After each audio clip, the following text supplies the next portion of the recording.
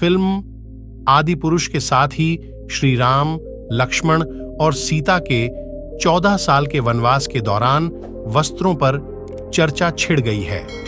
ये जानना चाहिए कि श्री राम, सीता और लक्ष्मण जब अयोध्या से वनवास के लिए निकले, उनके शरीर पर कैसे वस्त्र थे।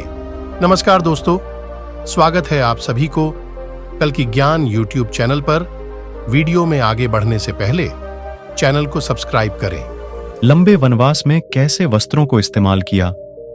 क्या उस दौर में सिले गए कपड़े इस्तेमाल होते थे? रामायण में इस बात का उल्लेख हुआ था कि जब राम, सीता और लक्ष्मण 14 बरसों के लिए वनवास के लिए निकले और उन्होंने राजमहल छोड़ा तो राजसी वस्त्र छोड़कर वल्कल वस्त्र धारण कर लिए। क्या होते थे वल्कल वस्त्र? वृक्षों की छाल से बने वस्त्रों को वल्कल कहते हैं।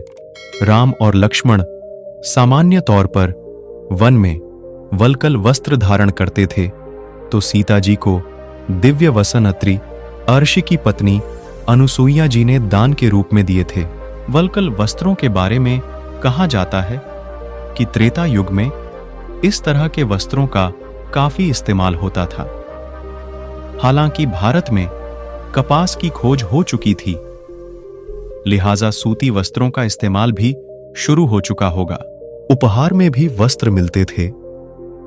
वनवास के दौरान राम, सीता और लक्ष्मण को वनवासी जब मिलने आते थे और वो लोग इस दौरान वन में जब आर्षि मुनियों के पास जाते थे तो उन्हें उपहार में फलों के साथ वस्त्र भी दिए जाते थे। वल्कल वस्त्रों के बारे में ये भी कहा जाता है कि ये छाल के अलावा प्राकृतिक धागों से बनते थे। उन्हें पानी में धोया जा सकता था।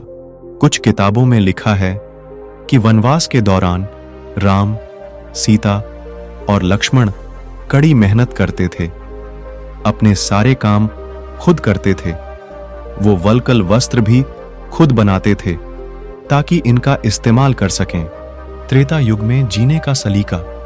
भारतीय शास्त्र कहते हैं कि जिस युग में राम पैदा हुए और रहे वो त्रेता युग था।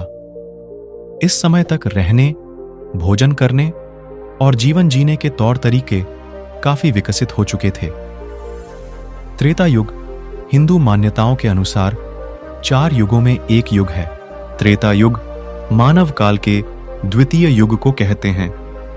इसी युग में विष्णु के 3 अवतार प्रकट हुए, जो अवतार वामन, परशुराम और श्रीराम माने जाते हैं।